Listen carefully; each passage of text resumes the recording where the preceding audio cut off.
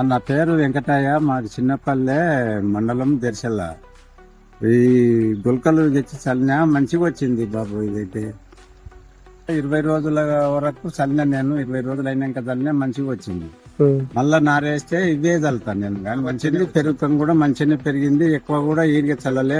ఎకరకు ఒక్కటే సంచి చల్లినా నేను. ఆ గుల్కలు చల్లినా కలిపి సంచిగా పంగు వచ్చింది నల్లగా.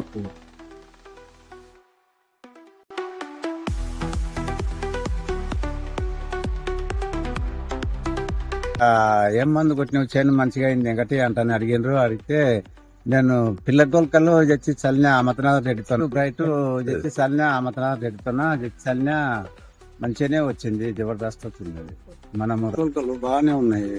ఇవి అయితే మంచిగానే ఉన్నాయి. మంచిగానే పనిచేసింది.